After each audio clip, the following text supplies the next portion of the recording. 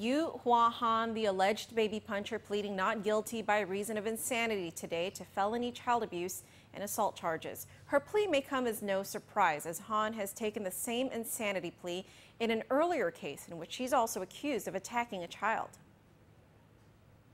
Just as she did back in 2009, Yu Hua Han pleaded not guilty by reason of mental illness, disease, or defect today to felony charges of aggravated assault and child abuse. Han is believed to be the woman seen punching a 10-month-old baby in the face in a video that went viral online. The alleged attack happened on January 1st this year at the Micronesia Mall. This time, Your Honor, we will waive the reading of the indictment, enter a plea of not guilty by reason of mental defect or disease.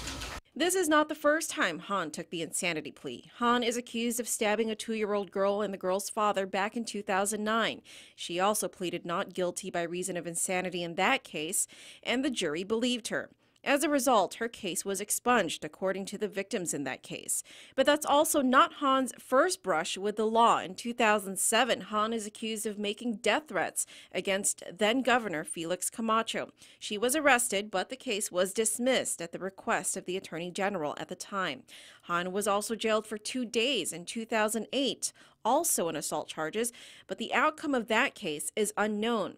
Han was initially only charged with misdemeanors in the 2015 case, but after a public outcry, those charges were upgraded to third-degree felonies by a grand jury. And I assumed then that the misdemeanor was, if we're going to proceed on the indictment, that the misdemeanor case was going to be dismissed. It will be dismissed, but not at this time. Unless we arrange our, and I ask for bail on that one because, you know, the bit under It's much different, right? While Han took an insanity plea, one reassurance for the community is that it may be more difficult for her to post bail now that her bail amount was also increased as a result of the upgraded felony charges. Han is now being held on $25,000 cash bail. Judge Alberto Tolentino ordered that Han undergo a psychological evaluation within 10 days.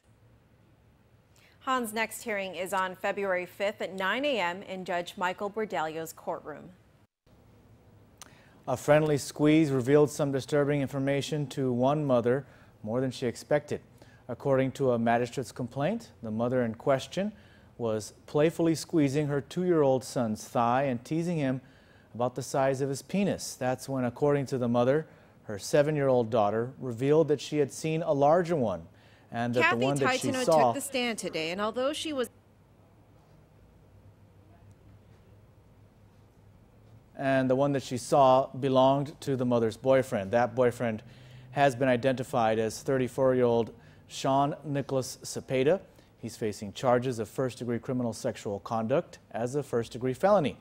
The victim told police that Cepeda made her fondle him. Asked why the then 4-year-old never told authorities, she says because, quote, she was taught to say something if her privates had been touched and her privates were not touched. She touched Cepeda's privates, end quote. Cepeda denies the allegations. The wife of Francis Ju Titano says her husband is innocent. Titano is accused of raping an 11-year-old girl back in 2007. Titano's wife, Kathy Titano, says it never happened. Kathy Titano took the stand today, and although she was the prosecution's witness, she emphatically defended her husband on the stand. Kathy Titano's testimony is crucial to the case. The wife of Francis Ju Titano, Kathy, according to the victim, was home the night the alleged rape occurred. In fact, according to the prosecution, the victim says Kathy was lying down on the same bed where the rape occurred and even woke up in the middle of it. Kathy's husband is accused of raping an 11-year-old girl back in May of 2007. Because the accusation itself, Ms. Lisa, saying that on that day apparently something happened, but it didn't happen. In fact, Kathy disputed many of the statements the victim already gave police. For example, the victim told police that Titano was drunk the night she was raped. Kathy says her husband doesn't drink after dinner and that he's not the type to get drunk. He gets relaxed. There was also much discussion over a bedroom sliding door.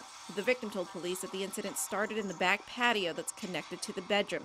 Titano then allegedly took the victim inside by sliding the door open before putting her on the bed. But Kathy says that couldn't have happened because the loud sound of the sliding door would have woken her up. Kathy also talked about a time when the victim and her family were staying with the Taitanos sometime in 2012. And when they stayed with you, did you notice if tried to avoid your husband while she was living with you? No, Mr. Cottis. No. Did she show any type of anger towards No. your husband? No. The prosecution is expected to call the victim to the stand after Kathy Taitano is finished giving her testimony. After touring the prison last week, this week, Senator Brant McCready held a roundtable meeting to discuss Guam's overcrowded prison.